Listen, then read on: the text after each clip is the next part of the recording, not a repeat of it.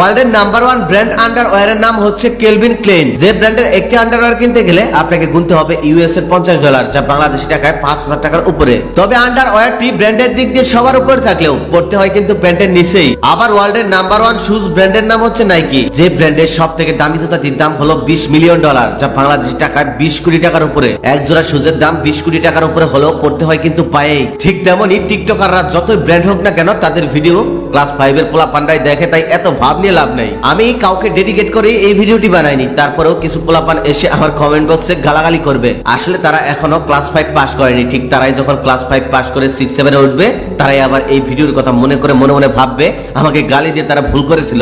বাংলাদেশের মানুষ কি পরিমাণ বেকার তা আপনি কখনোই কল্পনাও করতে পারবেন না। আর যদি বেকারই না হতো, অপু ভাই, Fahim Chowdhury, Prince Mamun, Hero Alam, Alex সবুজকে দেখার জন্য রাস্তাঘাটে ভিড় জমাতো না। এরা মিটআপ ডাকলে শুধুমাত্র এদেরকে একটু দেখার জন্য হাজার হাজার মানুষ সেখানে গিয়ে ভিড় করে। এবার একটু চিন্তা করে দেখুন কতটা অকর্মা হতে পারে আমাদের দেশের মানুষজন। এদের যদি ইনকাম করে পরিবারদের দায়িত্ব নিতে হতো, তাহলে এই সকল টিকটকারদেরকে দেখার জন্য এদের সময় ও রুচি কোনোটাই আসতো না। সত্যি বলতে এই সমস্ত সেলিব্রিটিদের দেখার মতো রুচি কোনো দায়িত্ববান শিক্ষিত মানুষের হতেই পারে না। আচ্ছা মানলাম অবসর টাইমে আপনি অনলাইনে অনেকের ভিডিওগুলোই দেখেন, তাই বলে তাদের নিয়ে চামচামি করার কি দরকার? তাদের হয়ে আরেকজনকে কমেন্টে গালাগালি করার কি দরকার? এক সস্তা সেলিব্রিটিকে দেখলাম, তাকে একজন কমেন্টে গালি দিয়েছে বলে সমস্ত ফ্যানদেরকে ঝুঁকিয়ে দিচ্ছে, যাও তাকে গালি দিয়ে আসো। না না, সরাসরি বলেনি, এমন ভাবে বলেছে। আমি কিছু বলবো না, আমাকে গালি দিয়েছে, এখন দেখবো আমার ফ্যানরাই ওকে গালি দিয়ে ভাসিয়ে দিবে। আবার তারাই হলো আমাদের দেশের ব্র্যান্ড টিকটক সেলিব্রিটি। একটু মাথা কাটিয়ে ভেবে দেখুন, আপনারা তাদেরকে নিয়ে মাতামাতি করেন বলেই তাদের মুখে এত বড় বড় কথা। মিডিয়াতে একটু লক্ষ্য করলেই দেখবেন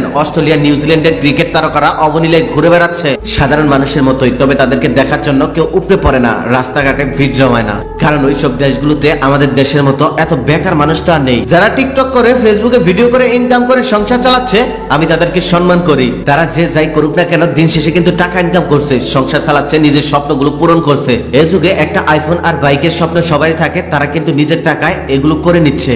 আমি বলবো টিকটকারদের শিক্ষাগত যোগ্যতা থাক আর না থাক, পাগলামি করুক আর ছাগলামি করুক, দিন শেষে কিন্তু নিজের স্বপ্ন নিজেই পূরণ করছে। এদিকে আপনারাই আবার কারো চামচামি করে আবার কাউকে গালি দিয়ে ঠিকই উপরের দিকে তুলে দিচ্ছেন। আপনাদের খেতে কাজ নেই তো তাই। সবার উদ্দেশ্যে একটাই কথা বলবো, কারো ফ্রেন্ড না হয়ে নিজের জীবনে কিছু করার চেষ্টা করেন। অবসর টাইমে কারো ভিডিও দেখেন, আপনার ভালো লাগে, তাই বলে যে তাকে পীর বাবা মানতে হবে, তাকে দেখে দৌড়ে যেতে হবে, এমন কোনো কথা নেই।